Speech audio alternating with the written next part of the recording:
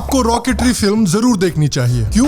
क्योंकि देखिए ये आपके लिए और मेरे लिए, हम सब के लिए एक बहुत ही रिलेटेबल फिल्म है। हम अक्सर पूछते हैं कि एक आम इंसान देश में क्या कर सकता है। रॉकेटरी फिल्म उस सवाल का जवाब देती है कि कैसे आपके और मेरे जैसा एक आम इंसान देश प्रेम और दृढ़ निश्चय के बूते पर बड़ी बड़ी बाधाओं का सामना करने के बावजूद देश का भविष्य बदल सकता है। हर एक इंडियन पेरेंट को अपने बच्चों को इस फिल्म को दिखाना चाहिए ताकि उनके बच्चे समझे कि असली देशभक्ति होती क्या है। प्लस देखिए, अगर आप चाहते हैं कि भारत में ऐसी फिल्में बने जो हमारे असली देशभक्तों को दिखाती है, बाहर वाले इन्वेडर्स को नहीं ग्लोरीफाई करती, तो हमारी भी ये ड्यूटी बनती है कि रॉकेटरी जैसी फिल्मों को सक्सेसफुल बनाएं।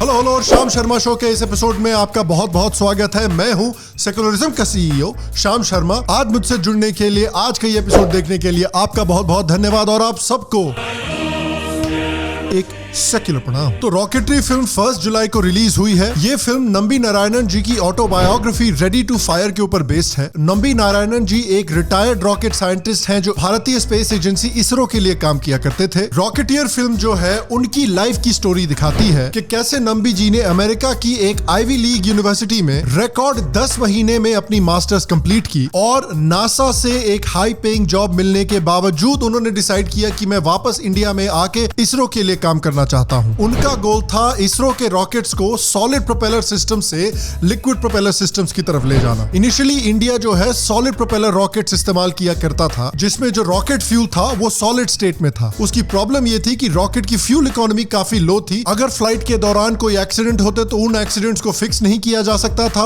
और रॉकेट की स्पीड को भी नहीं कंट्रोल किया जा सकता था। लिक्विड प्रोपेलर का फायदा ये था कि फ्यूल इकोनॉमी बेटर थी, रॉकेट की स्पीड को कंट्रोल किया जा सकता था और फ्लाइट के दौरान अगर कोई एक्सीडेंट हो तो उनको भी रेक्टिफाई किया जा सकता था। तो इस अचीवमेंट के बाद नंबी जी का अगला बड़ा गोल था कि 1990s में इसरो के लिए एक क्रायोजेनिक इंजन डेवलप किया जाए। क्रायोजेनिक इंजन्स का फायदा यह था कि वो और भी फ्यूल एफिशिएंट थे और सॉलिड और लिक्विड प्रोपेलर इंजन्स के मुकाबले और भी ज्यादा थ्रस्ट और स्पीड जनरेट कर सकते थे, जिससे इसरो को यह फायदा होता कि पूरे दुनिया के देश अपने सैटेलाइट्स को लॉन्च करने के लिए भारत के रॉकेट्स का इस्तेमाल करते। तो देखिए, इस फिल्म के बारे में कई चीजें हैं जो मुझे बहुत पसंद आई। सबसे पहले तो एक्टिंग। आर माधवन जी से किसी को सीखना चाहिए कि एक रोल में किस तरह से कमिट किया जाता है। खासकर जिस तरह से माधवन बुजुर्ग नंबी जी का रोल प्ले करते हैं, देखकर पता ही नहीं चलता कि कोई एक्टर है। अक्षय जी जो हर एक फिल्म में अक्षय कुमार का ही रोल प्ले करते हैं, उनको शायद माधवन जी से कुछ सबक सीखने चाहिए। बाकी एक्टर्स भी, खासकर जिन्होंने नंबी जी की वाइफ का रोल प्ले किया है फिल्म में, उन्होंने भी बहुत अच्छी एक्टिंग की है। एक और चीज जो मुझे बहुत अच्छी लगी कि रॉकेटरी फिल्म जो है उसका ओपनिंग सीन श्री वेंकटेश शुभ प्रभातम मंत्र के साथ शुरू होता है। No,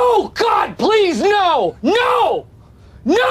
और दिखाता है कि नंबी जी कई इंडियन साइंटिस्ट की तरह एक रिलीजियस हिंदू थे। और ये बहुत सटल तरीके से ये भी दिखाता है कि क्रिश्चियनिटी और इस्लाम जैसे एब्राहमिक रिलीजन्स की तरह जो एंशिएंट रिलीजन्स थे भारत के, ग्रीस के, रोम के, उनको साइंटिफिक डेवलपमेंट और क्वेश्चनिंग यानी जिरह और पूछताछ से कोई प्रॉब्लम नहीं थी। Ancient Indian scientist, mathematicians, astronomers अपनी लाइफ में साइंस और स्पिरिचुअलिटी दोनों को बड़े आराम से कोएग्जिस्ट करके रखते थे। रॉकेटरी ये भी दिखाता है कि किस तरह से भारत के जो स्पेस साइंटिस्ट थे उन्होंने भारत के लिए टेक्नोलॉजीज डेवलप की, इसके बावजूद के जो उस समय की डेवलप कंट्रीज थी वो नहीं चाहती थी कि इंडिया जैसी डेवलपिंग कंट्रीज उनके जैसी स्पेस टेक्नोलॉजीज डेवलप करें। और कैसे इंडियन साइंटिस्ट ने अपनी इंटेलिजेंस और ट्रेडमार्क इंडियन जुगाड़ का इस्तेमाल करके ये टेक्नोलॉजीज को डेवलप किया, इसको फिल्म में देखना भी बहुत एंटरटेनिंग और बहुत इंस्पिरेशनल था। और हर एक इंटरेस्टिंग स्टोरी की तरह इस स्टोरी में भी अनफॉर्चुनेटली ट्रेजेडी है। और फिल्म के बारे में और बात करने के पहले जरा इस ट्रेजेडी को भी समझना जरूरी है। देखिए, जिस समय पर नंबी जी इसरो के लिए क्रायोजेनिक इंजन्स डेवलप करने की कोशिश कर रहे थे, उसी समय पर 1994 में केरला पुलिस ने नंबी जी को अरेस्ट किया और उनके ऊपर आरोप लगाया कि वो पाकिस्तान और रशिया को इसरो के क्रायोजेनिक इंजन्स के सीक्रेट्स बेच रहे थे और उनका मालदीव्स की कुछ औरतों के साथ लफड़ा चल रहा था। क्या यार, उस समय पर लौड़े के फैक्ट चेकर को होना चाहिए था, 2 मिनट में फैक्ट चेक करके सारी प्रॉब्लम ही सॉल्व कर देता। बट इन ऑल सीरियसनेस ये फिल्म दिखाती है कि किस तरह से पेटी पॉलिटिक्स की वजह से एक प्रॉमिसिंग साइंटिस्ट का पूरा करियर बर्बाद किया गया, उसकी जिंदगी बर्बाद की गई और भारत का स्पेस प्रोग्राम ऑलमोस्ट कोलैप्स कर दिया गया। नंबी जी का करियर तो खत्म हुआ ही, उनका कैरेक्टर असैसिनेशन भी हुआ और उनकी फैमिली को भी सालों तक शर्मसार होकर जीना पड़ा। और जब सीबीआई ने इस केस का इन्वेस्टिगेशन करना शुरू किया, तब सच्चाई सामने आई कि ये सारे का सारा केस जो है वो बिल्कुल झूठा था। अकॉर्डिंग टू द सीबीआई, इस केस को केरला के कुछ पुलिस ऑफिसर्स ने बनाया था क्योंकि उस पुलिस ऑफिसर को मालदीव्स की कुछ औरतों ने ठुकरा दिया था और वो उन औरतों को सबक सिखाना चाहते थे। उसके ऊपर से केरला पॉलिटिक्स में भी एक लड़ाई चल रही थी, जहां पर बेसिकली केरला कांग्रेस के दो फैक्शंस थे। पहला फैक्शन जो चीफ मिनिस्टर के करुणाकरण के लीडरशिप में था और दूसरा फैक्शन जो AK एंटनी और उम्मेन चंडी के लीडरशिप में था। AK एंटनी वाले फैक्शन ने देखा कि ये जो केस है ये बहुत अच्छा तरीका है करुणाकरण जी की गवर्नमेंट को अटैक करने के लिए और उनकी गवर्नमेंट पॉसिबली गिराने के लिए। और कमाल की बात तो यह है कि अकॉर्डिंग टू जर्नलिस्ट और नंबी जी,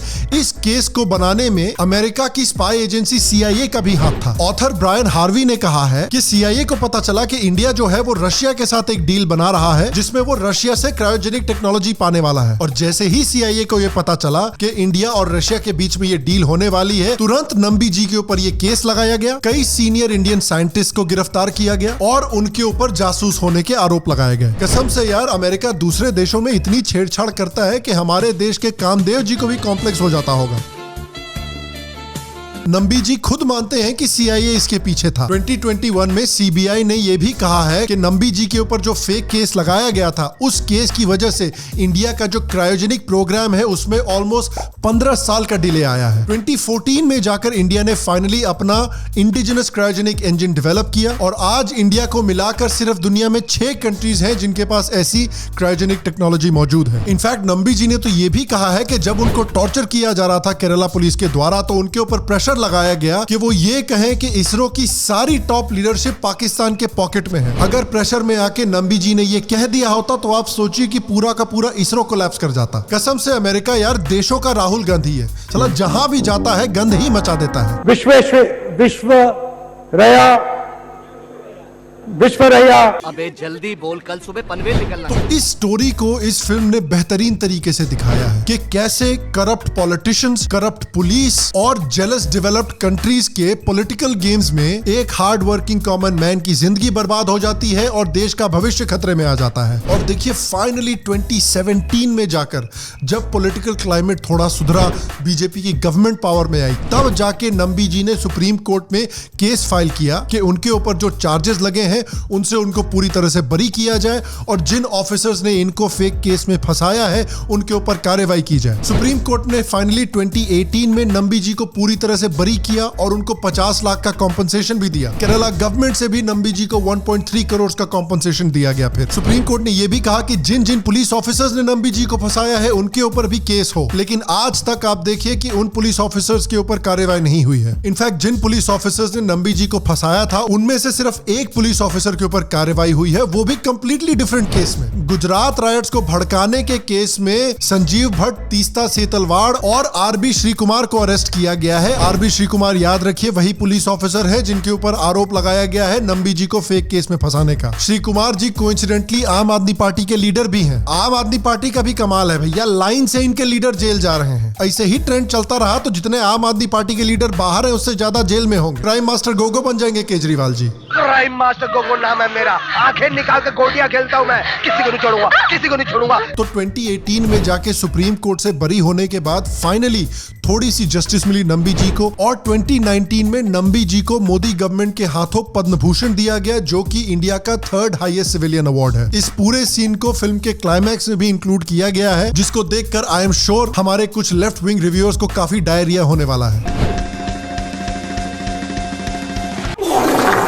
और क्योंकि फिल्म में दिखाया गया है कि नंबी जी कितने बड़े देशभक्त थे और कितने प्राउड हिंदू थे, इससे भी कुछ लेफ्ट विंग मूवी रिव्यूअर्स को बहुत ज्यादा दिल में दर्द होने वाला है। मेरे को तो ऐसा धक धक हो रहा है। देखिए जिन मूवी रिव्यूअर्स ने कश्मीर फाइल्स को अटैक किया था वही लोग रॉकेटरी को भी अटैक कर रहे हैं, क्योंकि नंबी जी जो है कुछ ज्यादा ही पेट्रियोटिक हैं और कुछ ज्यादा ही हिंदू हैं। अच्छा जी, जो मैडम जी जैक डॉर्सी के हाथ में स्मैश ब्राह्मणिकल पेट्रियार्की का पोस्टर पकड़ा के बहुत उछल रही थी, वो मैडम कह रही है कि रॉकेटरी फिल्म जो है कुछ ज्यादा ही पेट्रियोटिक है और इसमें कुछ ज्यादा ही हिंदूगिरी डाल दी गई है। हाँ नहीं, सही बात है। इनके हिसाब से हमको दिखाना चाहिए था कि नंबी जी जो हैं एक नंबर के कम्युनिस्ट हैं। इनके घर के मंदिर में भगवान की फोटो होने के बजाय पेरियार की फोटो है। रोज ऑफिस जाने के पहले वो मनुस्मृति जलाते हैं और रोज लंच टाइम के समय पर मोदी जी की फोटो के ऊपर पोटी करते हैं। तो हमारे सेक्युलर मूवी रिव्यूअर कुछ बोल रहे हैं, लेकिन अगर हम IMDb पर जाकर मूवी की रेटिंग देखें तो रेटिंग कुछ और ही दिखा रही है। रॉकेटरी का रॉटन टोमेटोज का ऑडियंस स्कोर भी देखिए कुछ और ही स्टोरी बयां कर रहा है।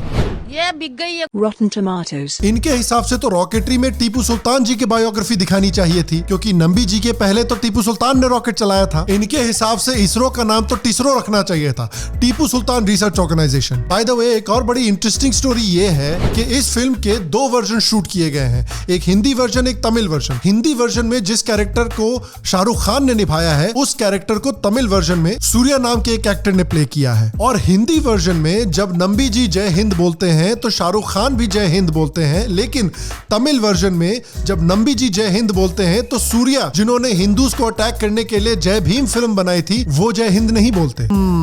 इंटरेस्टिंग। देखिए, इन कंक्लूजन, रॉकेटरी फिल्म मुझे इतनी पसंद इसलिए आई क्योंकि ये एक बहुत ही रिलेटेबल स्टोरी है। जैसे आपके और मेरे जैसा एक आम इंसान जिसके पास बहुत पैसे नहीं है, बहुत पावर नहीं है, बहुत रिसोर्सेज नहीं है, सिर्फ अपनी देशभक्ति और अपने डिटर्मिनेशन के बेसिस पर देश का भविष्य बदल सकता है। मैं मानता हूं कि ये हर एक भारतीय की ड्यूटी होनी चाहिए कि इस फिल्म को देखकर आए। हर एक इंडियन पेरेंट को अपने बच्चों को इस फिल्म को दिखाना चाहिए, ताकि उनके बच्चे समझे कि असली देशभक्ति होती क्या है। प्लस देखिए, अगर आप चाहते हैं कि भारत में ऐसी फिल्में बने जो हमारे असली देशभक्तों को दिखाती है, बाहर वाले इन्वेडर्स को नहीं ग्लोरीफाई करती, तो हमारी भी ये ड्यूटी बनती है कि रॉकेटरी जैसी फिल्मों को सक्सेसफुल बनाएं। तो प्लीज, अभी रॉकेटरी थिएटर्स में है, थिएटर्स में जाकर इस फिल्म को देखें, इस फिल्म को हिट बनाएं, ताकि आर माधवन और उनके जैसे दूसरे डायरेक्टर्स हमें रॉकेटरी जैसी और अमेजिंग फिल्म्स बनाकर दिखाते रहें। और मैं आपसे पूछना चाहता हूं कि क्या आपने अभी तक रॉकेटरी फिल्म देखी है? अगर आपने देखी तो आपको कैसी लगी? आपका फेवरेट पार्ट इस फिल्म का क्या था? नीचे कमेंट सेक्शन में मुझे जरूर बताएं। बाकी अगर आपको आज का एपिसोड पसंद हो तो प्लीज आज के एपिसोड को एक लाइक दीजिए, एक थम्स अप दीजिए, इससे मेरी बहुत मदद होती है, शाम शर्मा शो की बहुत मदद होती है। अगर आप रॉकेटरी जैसी और भी फिल्मों के रिव्यूज देखना चाहते हैं, रिकमेंडेशंस देखना चाहते हैं, तो यहाँ पर वैसे वीडियो फ्लोट कर रहे होंगे, प्लीज उनको क्लिक करके भी देखें। अगर आप शाम शर्मा को ग्रो करने में मदद करना चाहते हैं तो शाम शर्मा शो के एक पेट्रन या फिर एक यूट्यूब मेंबर जरूर बने और शाम शर्मा शो का मग क्लब और स्टिकर क्लब जरूर ज्वाइन करें। बाकी मैं आपको अगले एपिसोड में मिलूंगा और तब तक स्वस्थ रहें, सुखी रहें, फिर मिलेंगे। और आप सबको एक सेक्युलर प्रणाम।